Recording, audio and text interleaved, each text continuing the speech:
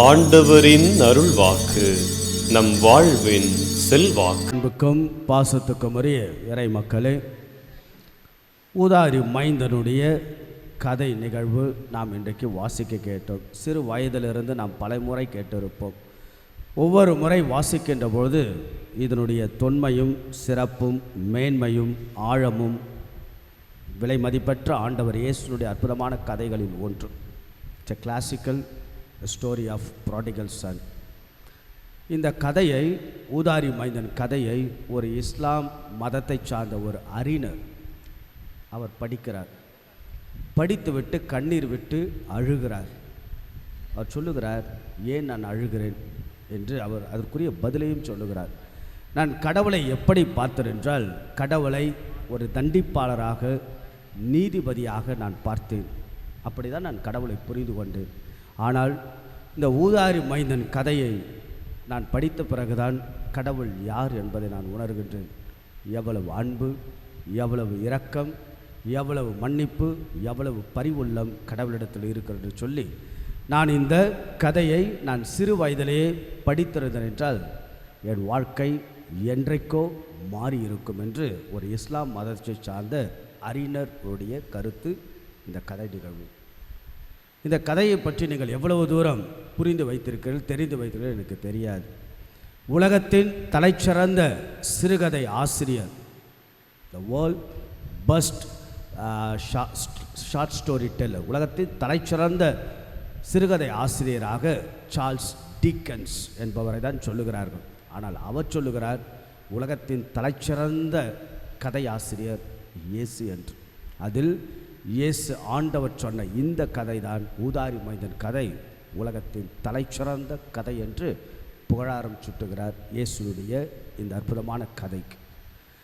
இறையியலாளர்கள் என்ன சொல்கிறார்கள் என்றால், இந்த கதை என்பது it's a gospel within the gospel என்று சொல்வார்கள். It is a Bible within the Bible. அப்படி என்றால் விவிலியத்திற்குள்ளாக ஒரு விவிலியம் அல்லது நற்செய்திக்குள்ளாக ஒரு நற்செய்தி தான் இயேசு சொன்ன இந்த ஊதாரி மைந்தனுடைய கதை. இந்த கதையை பற்றி மணிக்கணக்காக சிந்திக்கலாம், பேசலாம், அந்த கதைக்குள்ளாக நாம் பயணம் செய்யலாம். இருந்தாலும் இன்றைய நாள் இந்த நேரத்தில் நாம் சில விஷயங்களை நம்முடைய வாழ்க்கைக்கு நாம் அலசலாம். தந்தையாம் அந்த குறியீடு கடவுளுடைய குறியீடு, இளைய மகன் ஊதாரி மைந்தனுடைய குறியீடு, இளைய மகன், மூத்த மகன். இதில் நாம் இன்றைக்கு இந்த நேரத்தில் மூத்த மகனுடைய கதாபாத்திரத்தை நாம் சிந்திக்க செபிக்கலாம். மூத்த மகனுடைய கதையை இயேசு எப்படி முடித்தார் என்று நீங்கள் கவனமாக நுட்பமாக கேட்டிருந்தால், மூத்த மகன் வீட்டுக்குள் வந்தானா வரவில்லையா? கதையை எப்படி இயேசு முடிக்கிறார்? அவன் வீட்டுக்குள்ளேயே வரவில்லை, வெளியே நின்று விடுகிறான். அப்படி என்றால் அவன் வீட்டுக்குள் சென்றானா செல்லவில்லை என்பது அவரவர்களுடைய படிக்கின்ற கேட்கின்ற தன்மையை குறித்தென்று, அதாவது ஓப்பன் எண்டிங் ஸ்டேட்மெண்ட் என்று சொல்வார்கள். இயேசு இப்படி தான் முடிக்கிறார் கதையை. மூத்த மகன் உள்ளே சென்றானா இல்லையா? இது இந்த போதனை, இயேசுனுடைய போதனை கேட்டு மனம் மாறி இருந்தால் மூத்த மகன் உள்ளே போயிருப்பான், மனம் மாறாதவர்கள் மூத்த மகன் வெளியே இருப்பான் என்று கதையை இப்படி தான் இயேசு முடிக்கிறார். ரொம்ப அழகான கதை. இந்த கதையை பல மணி நேரங்கள் தியானித்தது உண்டு, பேசியதும் உண்டு. மூத்த மகன் கதாபாத்திரத்தில் என்ன தவறு நடந்தது என்று நாம் பார்க்கின்ற போது 2-3 தவறுகளை நாம் சிந்திக்கலாம். ஒன்று, இந்த மூத்த மகன் முதலில் மூத்த மகன் யாராக இருக்கலாம் என்று அன்றைய நாட்கள் நீங்கள் யோசித்தீர்கள் என்றால், பரிசேயர்கள், சதுசேயர்கள், மறை வல்லுநர்கள். ஏன்னா கதை 2 குழுவுக்கு சொல்லப்படுகிறது. 2 பேர் கதை கேட்கிறார்கள். இயேசு சொல்லுகின்ற அற்புதமான கதையை 2 குழுவினர் கேட்கிறார்கள். ஒரு பக்கம் வரி தண்டுபவர்கள், பாவிகள், ஏழைகள், இளைய மகன் கதாபாத்திரம். இன்னொரு பக்கம் பரிசேயர்கள், படித்தவர்கள், மிகப்பெரிய சதுசேய வல்லுநர்கள், மூத்த மகன் கதாபாத்திரம். மூத்த மகன் செய்த தவறு என்ன? நம்பர் 1, அவன் என்ன தவறு செய்திருக்கிறான் என்றால், தன்னை பற்றிய ஒரு அபிப்பிராயம், தான் நல்லவன், தான் எந்த தவறும் செய்யவில்லை, எல்லா தவறும் இளைய மகன், ஏழைகள், பாவிகள், வரி தண்டுபவர்கள் தான் செய்தார்கள் என்று அவன் முத்திரை குத்துகிறான் இல்லையா? அதுதான் கதையில் நிகழ்கிறது. ஆக தான் எந்தும் தவறும் செய்யவில்லையே என்று தந்தையிடம் வாதாடுகிறான். அதாவது இளைய மகன் மனதளவில் வீடை விட்டு வெளியே இருந்தான். இளைய மகன் தந்தையை விட்டு வெளியே இருந்தான். மூத்த மகன் மனதளவிலும் வெளியே இருந்தான்.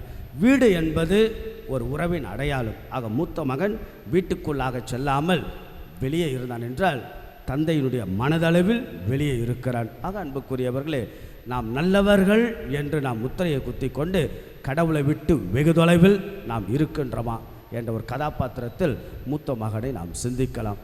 இரண்டாவது, மூத்த மகன் செய்த தவறு உலக பார்வையில் நல்ல. இந்த கதையை படிக்கின்ற போது என்ன நிகழும்?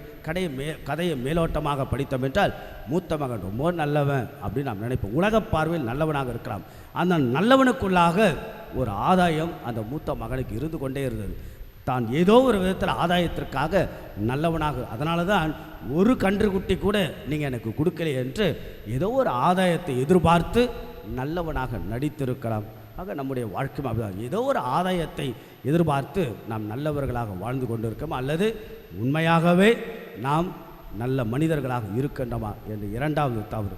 மூன்றாவது தவறு, இளைய மகன் என்ன தவறு செய்தான் என்று கதையில் சொல்லவில்லை. இளைய மகன் தந்தை விட்டு வெகு தொலைவில் இருந்தான் தான் ஆனால் மூத்த மகன் ஒரு பழி சுமத்துகின்றான்.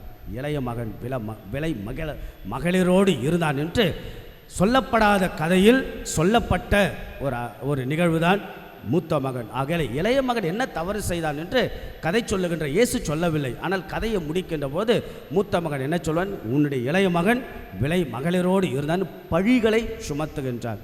ஆக இப்படியாக தொடர்ந்து அடுக்கடுக்காக தவறுகளை செய்தவன் மூத்த மகன். அதனால தான் உள்ளே சென்றானால் வெளியே இருக்கிறான் என்று என்ற பதிலே தெரியாமல், ஆக யாரெல்லாம் இந்த கதையை கேட்டு மாறுகிறார்களோ உள்ளே செல்கிறார்கள், கதையை கேட்டு மாறவில்லை என்றால் வெளியே செல்கிறார்கள். ஆக அன்புக்குரியவர்களே, தந்தையின் குறியீடும் இளைய மகன் குறியீடும் மூத்த மகன் கதாபாத்திரம், இதில் நாம் எந்த கதாபாத்திரத்துக்குள்ளாக வாழ்கிறோம் என்ற சிந்தனையோடு நாம் இந்த தவக்காலத்தை நாம் தொடர்வோம். கடவுள் நம்மை நிறைவாக ஆசீர்வதிப்பாராக.